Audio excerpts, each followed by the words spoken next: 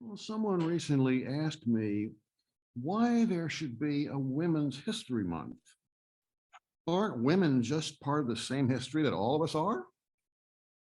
Well, yes and no. There needs to be a Women's History Month for the same reason there needs to be a Black History Month, which, as I hope you know, was last month. Whenever a group of people is put down, ignored, marginalized, or oppressed by the norms of the culture, we need to speak out and lift up that group, or everyone will assume we have the same perspective as the rest of the culture. That's what the civil rights movement of the 1960s was about, and it is still going on. That's what the women's movement of the 1980s was about, and it too is still going on. That's what the Black Lives Matter movement is about, and it is a growing movement. Many of us have taken part in the Black Lives Matter gatherings in Warrenton on Saturday mornings. That's what the Welcoming Congregation program is about here at UU Bridge. Our opportunity to make clear, first to ourselves and then to the wider world, that we stand on the side of those who have been marginalized because of their sexual identity. We are justly proud of having been declared a welcoming congregation by the Unitarian Universalist Association. So Women's History Month is an opportunity to look not only at how women have been treated in history, but also how they are being treated today in our culture and in cultures around the world. Look at how women are treated in history first. Remember the early history of our country that you were probably taught in the earlier grades of elementary school. It's all about men. Men like George Washington, Benjamin Franklin, John Adams, Thomas Jefferson, and so on. You know all those names. Seldom are any women mentioned. And when they are, their role is usually limited to a prescribed area that's considered appropriate or okay for women. For example, I was taught, you probably were too, that Betsy Ross sewed the first American flag. I'll bet if a man had done that, we would have been taught that he designed the flag. Designing was something that men did, sewing was something that women did. We have Women's History Month in March because every month is Men's History Month. Just think about Betsy Ross when you think about this subject. Here's another example. Every Sunday, you don't all have an order of service, but some of us have a printed order of service. Every Sunday, our order of service carries the names of Carolyn McDade and Elizabeth Jones. They are the writers of Spirit of Life and the Chalice Extinguishing Words, which we say at the end of the service. Without those names being printed there, you would probably have assumed that those things had been written by men. So one of the things we can do to elevate the status of women is to give women credit when we use or quote things that they have written or quoted or created. Some years ago, the United Nations began its initiative to advance the status of women around the world. Each year, the UN holds an International Women's Day, and this year was on Wednesday, March 8th, just a little over a week ago. They held a conference at UN headquarters. The theme was Embrace Equity. The program urged viewers to help support vulnerable women and girls with these words, and I'm reading this from the program for the International Women's Day for this year. It said, imagine a gender equal world, a world free of bias, stereotypes, and discrimination, a world that's diverse, equitable, and inclusive, a world where difference is valued and celebrated. Together, we can forge women's equality. Collectively, we can all embrace equity, celebrate women's achievement, raise awareness about discrimination, take action to drive gender parity. International Women's Day belongs to everyone, everywhere. Inclusion means all International Women's Day action is valid. That's from the program for that day. Let's take a look at 3 areas of women's rights where there is work to be done, lots of work. Those areas are career equity, violence against women, and reproductive rights. As we look at them, I'll throw in some stories about women as examples. Under career equity, I'd include education. After all, you need to be educated to have a career and jobs and good pay. Let's look at each of those. We're pretty good in this country, but around the world, the education of women is a real issue. Many cultures presume that women will spend their lives doing domestic chores or, at most, routine manufacturing or agricultural tasks, which take little or no education. Some cultures routinely do not encourage the education of girls and women, and some of them outright prohibit it, and you know that by seeing the news. Perhaps you remember the case of Malala Yousafzai.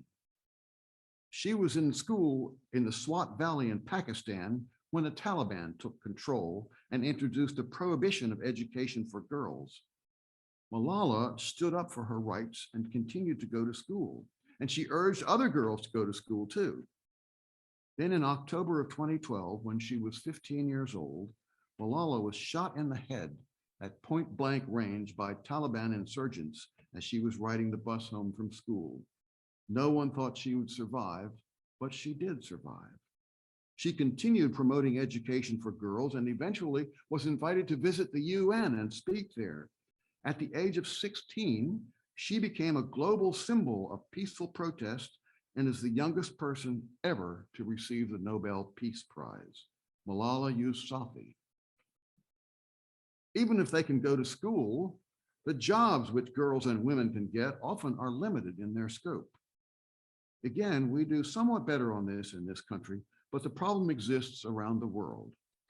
Women can be clerks, social workers, teachers, nurses, health aides, and so on, but often they cannot be doctors, lawyers, engineers, judges, and other jobs which have greater prestige and are considered by some to be more important. Looking at our own history, the history of our own faith tradition, we find the story of Olympia Brown, the first woman ordained to be a minister by any denomination in the United States. She was ordained a Universalist minister in 1863 after completing her studies at St. Lawrence Theological School, which hadn't even wanted to admit her in the first place. Then there was the challenge of finding a job. Olympia Brown spent 15 years serving small and failing Universalist churches before leaving the ministry and spending the rest of her life as an advocate for women's rights.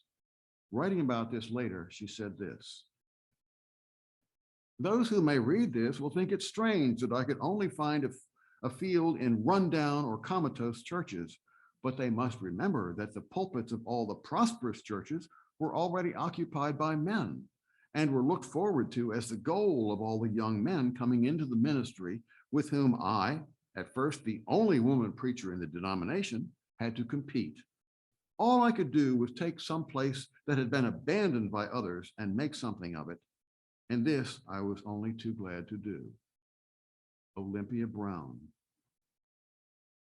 Violence against women is a problem worldwide. In many cultures, the problems are deeper and worse than they are here in the US, but we do not have a clean slate on this one. Sexual violence on US campuses is a continuing issue. You probably also see that on the news sometimes. We have just recently begun to see a problem which has existed for years. According to the United Nations, a staggering 1 in 3 women worldwide have experienced physical or sexual violence in their lifetimes. Many of them are here in the United States.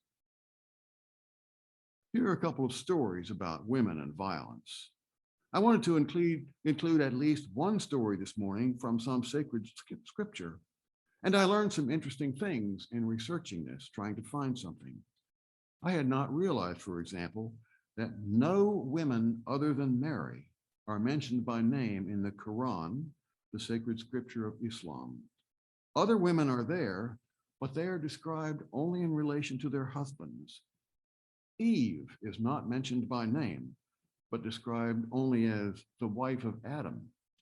Sarah is not mentioned by name, but described only as the wife of Abram, and so forth. In the Hebrew scriptures or Old Testament, we find many familiar women whose stories we may know, at least in part. Eve, the very first woman, Sarah, the mother of Isaac, Deborah, who was at first a judge and then a warrior, Esther, who cleverly overcame the cruel intentions of the despot Haman, and so forth. You probably know many of those stories. You may not remember the story of Jael, who played a major part in the defeat by the Israelites attacking Canaanites. Barak, after whom I think President Obama was named, Barak was commander of the Israelite forces and Sisera was commander of the Canaanite forces. After the Canaanite forces had been scattered and Sisera was trying to escape, Jael stepped in. As I read this, notice how she uses attributes usually attributed to women, softness and charm, to win the day. Here is the passage from the book of Judges. Now Sisera had fled away on foot to the tent of Jael, wife of Heber the Kenite, for there was peace between King Jabin of Hazor and the clan of Heber the Kenite.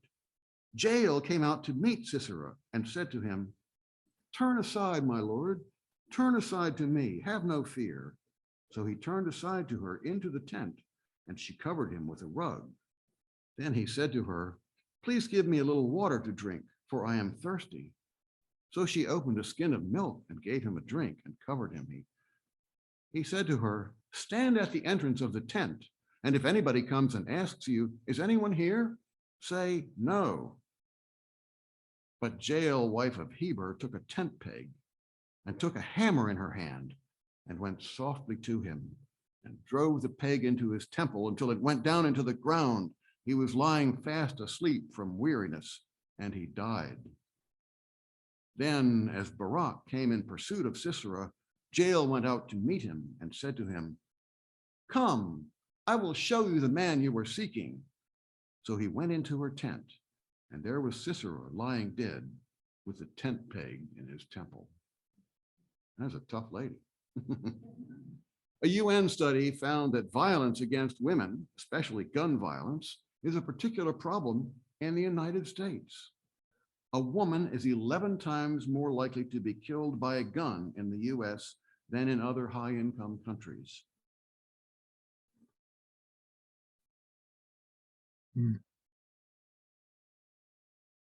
And most of them have been frustrated by Congress's inability to pass new federal gun restrictions.